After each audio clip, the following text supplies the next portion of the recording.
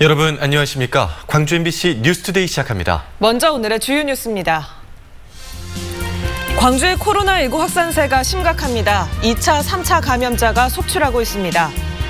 코로나 확진자가 잇따라 나오고 있지만 최초 감염자가 누구인지는 아직 밝혀지지 않았습니다. 일부 확진자의 비협조적인 태도 때문에 경찰력까지 동원됐습니다. 코로나19 확산세에도 불구하고 방역 태세는 느슨합니다. 전자출입 명부제도 제대로 지켜지지 않고 있습니다. 대학의 연구 성과를 이전받아 사업화에 성공한 기업들이 대학의 재정적인 지원에 나서는 사례가 잇따르고 있습니다. 지난 밤사이 확진자가 11명이 추가돼 광주에서 56번째까지 확진자가 나왔습니다. 이처럼 광주의 코로나 상황 보다 심각해지고 있는데요. 2차 감염에 이어 3차 감염은 물론 감염원이 밝혀지지 않은 사례까지 나오고 있습니다. 먼저 김철원 기자입니다. 광주 동구의 사찰인 광늑사에서 시작된 코로나 감염 사태가 날로 확산하고 있습니다. 34번째 확진자가 발생한 지난 27일 이후 광주에서는 매일같이 서너 명의 확진자가 생겨나고 있습니다. 특히 꼬리에 꼬리를 무는 감염을 말하는 N차 감염이 확산하고 있어 문제입니다. 광주 43번째 환자와 44번째 환자는 광늑사 관련 3차 감염자로 분류됐습니다. 이들은 광늑사를 다녀온 34번째 환자와 접촉한 37번째 환자와 지난 25일 밤 8시쯤 광주 충장로 금양 오피스텔에 함께 있었습니다. 37번과 아까 말씀드린 43번, 44번 이분들이 이제 금양 오피스텔에서 함께 있었다는 동선이 파악이 되고 있고요. 감염 경로를 알 수 없는 경우도 속출하고 있습니다. 42번째 환자와 45번째 환자의 경우 광늑사나 다른 확진자와 접촉 여부 등 감염 경로가 밝혀지지 않고 있어 방역당국이 애태우고 있습니다. 42번은 아직은 특별한 연결고리가 없습니다. 문제는 이들 확진자들의 이동 경로입니다. 37번째 환자가 43번째 환자와 44번째 환자를 접촉한 광주시 충장로 금양 오피스텔과 44번째 환자가 방문한 목포의 투자 설명회장을 드나든 사람들이 많아 또 다른 N차 감염이 우려되고 있습니다. 그분들이 다른 코인 회사에 일을 하고 있었어요. 예. 자, 그분들이 이제 저하고 그 회사 일을 하자고 이제 해서 한 번씩 왔다 갔다 하신 거예요. 꼬리에 꼬리를 무는 N차 감염은 물론 경로를 알 수 없는 깜깜이 감염까지 이어지면서 시민들의 불안감이 증폭되고 있습니다. MBC 뉴스 김철원입니다. 이처럼 광주에서 급증하고 있는 코로나 확진자들의 또 다른 문제는 이 감염의 첫 시작점이 어디인지가 분명하지 않다는 점입니다. 특히 일부 확진자들의 경우 그 이동 경로 등을 제대로 밝히지 않고 있어서 방역 당국이 애를 먹고 있습니다. 우종훈 기자가 취재했습니다. 최근 광주 지역의 코로나 확진자들은 광늑사 관련자들이 대다수입니다. 방역당국은 36번째 확진자인 광늑사 승려로부터 2차 감염과 3차 감염으로 이어진 것으로 보고 있지만 그렇다고 광늑사 승려가 광주 지역 N차 감염의 시작점인지 확신하지 못하고 있습니다. 34번째 확진자와 36번째 확진자가 광늑사에서 접촉했지만 누가 더 먼저 감염됐는지 아직까지 특정하지 못하고 있습니다. 이제 순서상으로 봤을 때 시작이 34번이고 광늑사의 포인트는 스님이신 36번에서 시작을 하고 있다. 어디가 더 앞일 것인지를 지금 찾고 있는 상황입니다. 이동 경로를 명확하게 밝히지 않는 등 일부 확진자들의 비협조적인 태도는 방역당국을 애태우고 있습니다. 광주 37번 확진자는 확진 판정을 받은 직후 방역당국에 이곳 오피스텔을 드나들었다는 사실을 알리지 않았습니다. 37번째 확진자는 처음에 금양 오피스텔 방문 사실을 제대로 알리지 않았다가 나중에서야 방문 사실을 털어놨습니다. 금남로를 산책했다라고 했는데 역으로 보니까 지금 37, 43, 44가 오피스텔에서 금양 오피스텔을 만난 걸로 됐어요. 그래서 아마 그때 37번이 구체적인 진술을 하지 않는 걸로 확인된 겁니다. 광주시는 경찰에 협조를 의뢰했고 광주경찰청은 전담반을 구성해 확진자들의 이동 경로 파악에 나섰습니다. MBC 뉴스 우종훈입니다. 어제는 비가 내렸죠. 오늘은 저기압의 영향에서 점차 벗어나면서 흐렸던 하늘이 다시 맑아지겠습니다. 현재 하늘 모습 보시면 아직까지는 구름이 많은 상태고요. 전남 동부 내륙 지역을 중심으로는 짙은 안개도 끼어 있습니다. 날이 점차 맑아지긴 하겠습니다만 가끔 구름은 많이 지나겠습니다. 맑은 날을 회복하면서 기온은 다시 오르겠습니다. 광주의 아침 기온 18도 안팎으로 어제와 비슷하게 시작했는데요. 한낮 기온은 27도로 어제보다 5, 6도가량 높은 기온이 예상됩니다. 날씨 정보였습니다. 최근 코로나19 확진자가 마스크를 쓰지 않은 채 다른 사람들을 만나 N차 감염이 확산하고 있는데요. 마스크만 잘 써도 바이러스를 차단할 수 있지만 시민들도 마스크를 잘 쓰지 않고 있고 방역당국도 점검을 소홀히 하고 있습니다. 남궁욱 기자가 현장 취재했습니다. 광륵사를 중심으로 퍼져나가고 있는 광주 전남 지역의 코로나 확진 사태. 그 중심엔 마스크를 쓰지 않았던 36번째 확진자, 광륵사 주지승이 있습니다. 광륵사 주지승은 광주 34번과 전남 21번, 파주 15번 확진자 등과 만난 지난 23일에 마스크를 쓰지 않았다고 방역당국에 진술했고 결국 4명 모두 확진 판정을 받았습니다. 23일에 개별 면담 때 그때 안 쓰셨다는 거예요. 그냥 개인적으로 대화를 하셔서 거리 유지는 그렇게 많이는 안 된 것 같아요. 이처럼 마스크 미착용으로 인한 코로나 확진이 잇따르고 있지만 시민들의 안전 불감증은 여전합니다. 길거리에서 마스크를 안 쓴 시민들을 어렵지 않게 찾아볼 수 있고 마스크를 쓰지 않은 채 음식을 만들고 나르는 식당도 여러 곳 있습니다. 손을 쓰고 하다가 손님들도 불편해하시길래 손님들 불편해요? 네. 말이 잘 안 들리니까. 그럼 고위험시설로 분류된 곳들의 방역수칙은 제대로 지켜지고 있을까요? 직접 확인해봤습니다. 고위험시설로 지정된 PC방. 이용자들 대부분은 마스크를 쓰지 않고 있고 전자출입명부와 발열 체크 등도 지켜지고 있지 않았습니다. 동전 노래방도 사정은 마찬가지. 입구엔 수기 출입 명부만 덩그러니 놓여 있고 방역 책임자는커녕 직원의 모습조차 보이지 않습니다. 상황이 이런데도 방역 당국은 식당 등의 마스크만 보급할 뿐 착용 여부에 대해선 점검을 거의 하지 않고 있고 아직 계도 기간이라는 말만 되풀이하고 있습니다. 고위험시설 발열 수종에 대해서는 추가로 이제 전자 출입 명부도 의무적으로 도입을 해야 되니까 방역수칙을 잘 지켜달라. 홍보하고 있는 기간이죠. 한순간의 방심이 지역사회 확산으로 이어진 상황. 방역수칙을 지키는 시민의식과 방역당국의 실효성 있는 방역 대책이 절실합니다. MBC 뉴스 남궁욱입니다. 광주시가 사회서비스원 개원식을 연기했습니다.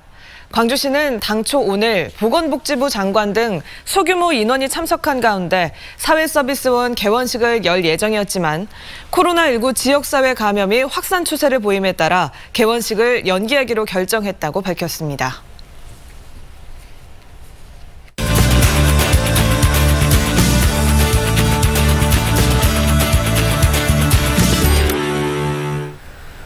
대중교통을 탈 때 마스크를 쓰는 것 이제는 의무사항인데요. 하지만 현장에서는 아직도 마스크를 쓰지 않으려는 승객 때문에 실랑이가 벌어지고 있습니다. 오늘은 현직 시내버스 기사를 모시고 좀 더 자세한 이야기 나눠보겠습니다. 민주노총 광주 전남 버스지부 김광석 지부장 나와 있습니다. 안녕하십니까? 네, 반갑습니다. 네, 안녕하십니까? 우리 지부장님께서는 현재 몇 번 버스를 운전하고 계신가요? 봉선 37번을 운행하고 있습니다. 네, 운전을 하다 보면요. 현장에서 승객들이 마스크를 잘 착용을 하나요? 어떻습니까? 현장에서는 네. 코로나 확산 이전과 이후가 좀 달라진 부분이 있는데요. 네. 코로나 관련돼서 이제 언론 매체에 나올 때 한 50% 정도 사용하시다가 확산 추세에 들어서면서 20% 정도 착용을 현재 안고 있는 상황입니다. 아, 그렇군요. 그러면 마스크를 쓰지 않은 승객들은 어떻게 응대를 하고 계신가요? 일단 마스크를 착용하고 이제 승차하신 분들 한해서는 일단 강제사항이 없기 때문에 이제 공고상으로 하고요. 그다음에 피치 못한 이제 승객들에게 양해를 구하고 지금 현재 승차를 좀 하고 지금 근무하고 있는 중입니다. 기사가 승객들에게 마스크를 쓰라고 강제할 수는 없는 사실이 없는 상황이잖아요. 또 어려운 점은 없으신지 좀 난감했던 에피소드 있으시면 말씀을 해주시죠. 현재 저는 코로나 관련돼서 제한돼서 강제사항은 없지만 네. 일단 공고를 하고 일단 공고상으로 말씀을 드리고 이제 어쩔 수 없는 경우 이제 탑승한 경우가 종종 있었어요. 네. 그래서 이제 탑승하고 이제 주행 도중에 기존에 승객분하고 새로 타신 분하고 마스크를 왜 착용하지 않았느냐. 네. 그런 이제 분쟁이 있었고 또 그런 분쟁 속에서 이제 중재를 나섰지만 이제 워낙 어르신들이 이제 그런 부분이 있어서 지구대까지 같이 동승해 가서도 말리는 네. 그런 좀 묻지 못한 그런 에피소드가 있었습니다. 네, 마음이 많이 안 좋으셨을 것 같네요. 그렇죠. 코로나 관련돼서 심각성에 대해서 광주 시민들이 그때 초기의 부분에 있어서는 심각성을 인지하지 못하고 네. 그래서 그런 부분이 좀 어려운 점이 많이 있었죠. 네, 그렇군요. 그러면 우리 대중교통을 이용하는 승객들에게 좀 당부하고 싶은 말씀이 있으실 것 같아요. 요즘 계속 또 신규 확진자가 추가로 나오고 있지 않습니까? 일단은 저희 이제 업무를 운행하면서 어려운 점이 이제 당부의 말씀은 또 있지만 현재 마스크가 지금 사실 우리가 일주일에 2개 정도 보급을 받고 있는 상황이고 네. 현재 우리도 지금 부족한 상태예요. 그래서 이게 기관에서 재난대책본부가 광주 시내버스 운송사업조합이 관여하고 있습니다. 그래서 거기서 A분을 1개 정도 더 추가로 지급했으면 좋겠고 또 그 A분을 가지고 시내버스의 승강장 외곽 노선에 구입하지 못한 수 있는 구간들이 있어요. 네네. 네, 그런 데서 탑승하신 분들 승객을 위해서라도 A분을 배치했다가 하나씩 지급할 수 있는 또 그런 시스템을 도입했으면 좋겠고요. 또 광주 시민들한테 당부의 말씀을 드리고 싶은 것은 현재 우리 광주 기정점에 정점과 기점이 있습니다. 그게 방역단이 180명 정도 운송사업자 재난대책본부에서 모집을 해서 그리고 배치를 해가지고 손잡이라든가 또 우리 승객들이 손이 닿을 수 있는데 소독을 철저하게 하고 있습니다. 그래서 광주 시민분들께서는 안심하고 대중교통을 이용하셔도 되겠습니다. 네, 코로나 사태 속에서 아무래도 운행에 어려움이 많으시겠지만요. 앞으로도 잘 운행 부탁드리겠습니다.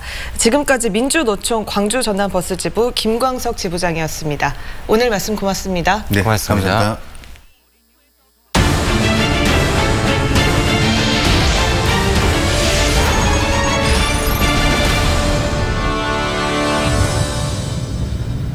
대학의 연구 성과를 이전받아 사업화에 성공한 기업들이 그 대학에 재정적인 지원을 하는 사례가 잇따르고 있습니다. 아직은 지원 규모가 크지 않지만 대학과 기업이 동행할 수 있는 선순환 고리를 만들고 있다는 평가입니다. 이재원 기자입니다. 전기 심장 충격기를 생산하는 한 업체입니다. 외국 제품이 시장을 지배하던 10년 전 첫 제품을 출시한 업체는 현재 전체 시장의 40%를 장악하고 있습니다. 업체가 이처럼 급성장한 배경에는 광주과학기술원이 있었습니다. 5분의 기적. 심장의 미세한 반응을 측정해 충격 시기를 알려주는 광주과학위원회 원청 기술을 이전받아 사업화에 성공한 것입니다. 이에 대한 보답으로 업체는 발전기금 1억 원을 과학위원회에 쾌척했습니다. 지스트가 지역 또 국가의 인재 양성 기관으로서 계속해서 그런 역할들을 수행을 해줬으면 좋겠다. 그런 바람으로 기부를 하게 됐습니다. 무릎 연골에 줄기세포를 주입하는 치료법을 연구 중인 이 바이오 업체는 최근 주식 2만 주를 전남대에 기부했습니다. 임상 실험을 눈앞에 두고 있는 치료법이 전남대의 원청 기술의 바탕을 두고 있기 때문입니다. 전남대학교에서 이전을 받아가지고 창업을 했기 때문에 앞으로도 이런 기술의 발전을 위해서는 후학들이 계속적으로 양성이 돼야 된다고 생각을 하고 있습니다. 이런 기업들의 기부는 기술을 이전해준 대학에도 큰 힘이 되고 있습니다. 대학의 연구자들이 기초 학문 분야의 연구에 몰두할 수 있는 작지만 소중한 기부가 될 수 있기 때문입니다. 기업에 전달이 되고 또 기업이 그 얻은 수익의 일부를 학교에 재투자를 하는 형태입니다. 그걸 근거로 해서 학교가 또 기초연구를 하다가 기술 이전을 통해 사업화를 지원하는 대학, 그리고 다시 대학의 연구를 뒷받침하는 기업. 대학과 기업이 상생할 수 있는 아름다운 길을 가고 있습니다. MBC 뉴스 이재원입니다. 전남권 의대 유치가 민선 7기 후반기 주요 이슈로 떠올랐습니다. 동부권이냐 서부권이냐 이 물밑 경쟁이 치열한데요. 경쟁보다는 전남권에 유치하는 것이 먼저라는 목소리에 힘이 실리고 있습니다. 이 소식 박민주 기자가 전해드립니다. 김영록 전남도지사는 민선 7기 2주년 브리핑 자리에서 전남권 국립의과대학 유치를 후반기 주요 정책의 하나로 꼽았습니다. 동부권과 서부권의 국립대학의 의대 유치는 오랜 수권사업. 하지만 의과대학 유치에 경쟁이 노출되다 보니 전남권 유치가 먼저라는 목소리에 힘이 실리고 있습니다. 시민단체와 전문가로 구성된 의과대학 유치위원회가 출범해 전국민 공감대를 확산시키는 계기를 마련한 상황. 앞서 순천시장도 지역별로 과도한 경쟁보다는 전남권에 먼저 의과대를 유치하는 신사협정을 지키자는 뜻을 밝혔습니다. 우리가 공동 합의한 이낙연 전 총리님과 또 많은 분들이 함께 머리를 맞대고 합의한 일단 전남으로 하나 확보. 수십 년째 의과대학 유치에 나서고 있는 국립순천대학교도 어느 대학에 앞서 전남 유치가 먼저라며 도권 전체의 상호 협력에 나서겠다는 입장을 표명했습니다. 저희 학교 입장에서는요, 의과대학이 먼저 전남도에 유치되어야 된다는 입장이 확실하고요.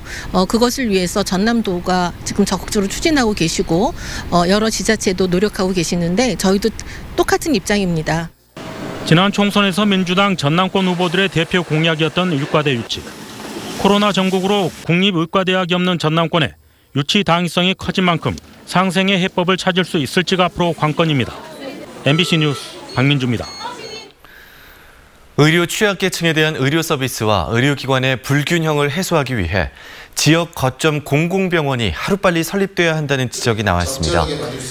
공공의료체계 강화의 쟁점 과제를 주제로 열린 이번 토론회에서 신민호 전남대 의대 교수는 광주의 경우 공공보건 의료 서비스가 민간에 위탁돼 있고 외국인 노동자와 탈북 주민 등 의료 취약계층에 대한 의료 서비스가 봉사 수준에서 제공되고 있다고 주장했습니다.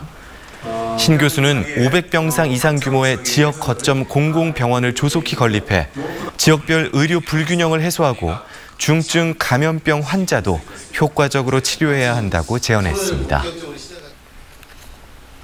전국에서 처음으로 초등학교 돌봄교실이 아파트에 설치돼 좋은 반응을 얻고 있습니다.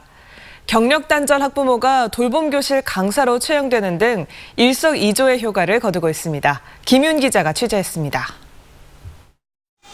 새롭게 주거지역이 조성되고 있는 목포 시내 한 아파트 단지입니다. 이 아파트 한쪽 건물에는 지난 3월부터 학교 안에만 있었던 돌봄교실이 운영되고 있습니다.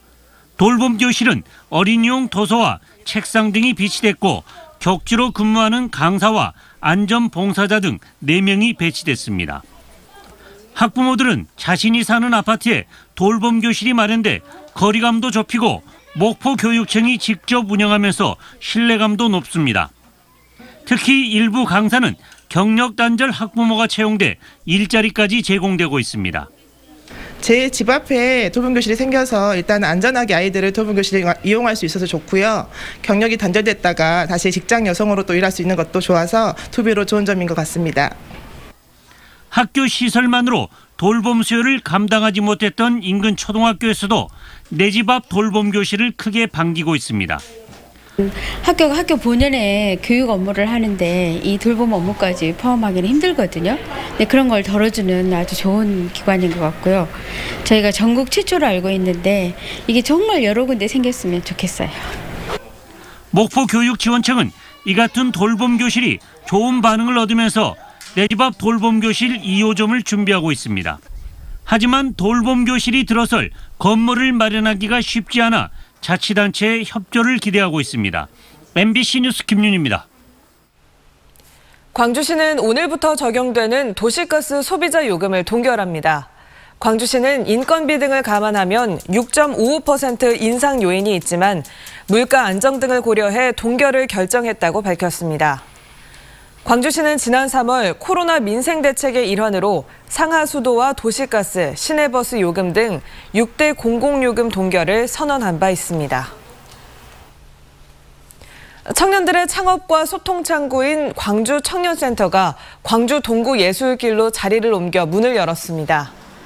지역의 청년들이 시정에 참여하고 자립활동을 꿈꾸는 공간인 청년센터는 상담실과 공유 주방, 회의실 등이 들어섰습니다.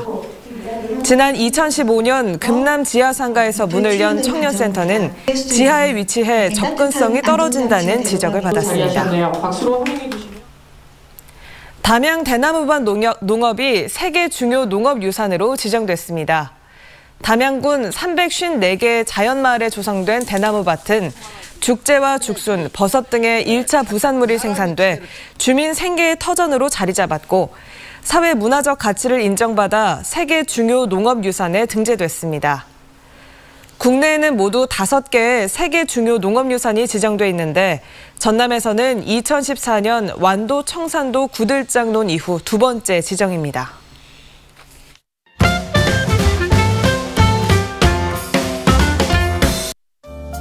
일정 금액을 내고 정해진 기간 동안 새 상품을 받아보는 구독 서비스가 요즘 인기인데요. 최근 현대, 기아차 등 자동차 업계에도 구독 서비스가 등장했습니다. 금액대에 맞는 차를 한 달씩 이용하는 게 공통점이고 전동 킥보드 이용권 등을 함께 제공하거나 전기 충전 서비스를 운영하는 곳도 있습니다. 차량 정비를 따로 할 필요 없고 보험료 등 관리비를 신경 쓸 필요 없다는 점이 장점으로 꼽혔습니다. 인구보건복지협회가 아이를 혼자 양육하는 미혼모의 자립을 돕는 프로그램을 운영합니다. 모임 활동비를 제공하고 부모 교육이나 의료 지원 서비스를 제공하는 양육 미혼모 자조 모임인데요. 만 12세 미만 자녀를 양육하는 전라권, 영남권, 충청권 미혼모가 대상이고요. 최소 3명 이상, 5명 이하로 팀을 이뤄 7월 12일까지 신청하면 됩니다. 원로 미술인들이 후배 청년 작가들의 창작 활동을 돕는 광주 미술상 공모가 시작됩니다. 특히 올해는 청년 작가들이 개인전을 열 수 있도록 작품 제작비와 전시 공간 제공, 도록 제작 등을 지원하는데요. 광주 전남에 연고를 둔 만 28세 이상, 45세 이하 작가들이 대상이며 오늘부터 19일까지 광주 미술상 운영위원회 메일로 접수하면 됩니다. 인간성에 대해 탐구하는 소설 단편들이 하나의 연극으로 다시 태어납니다. 프랑스 소설가 로맹가리의 단편을 묶은 연극 인간의 문의인데요. 어떤 휴머니스트, 지상의 주인들, 벽처럼 사람을 믿고 배신당하고 때론 고독에 울부짖는 인물들을 옴니버스 형식으로 묶어냅니다. 내일부터 토요일까지 빛골 아트스페이스 소공 현장에서 만날 수 있으며 선착순 50명까지 전화 예약을 받습니다.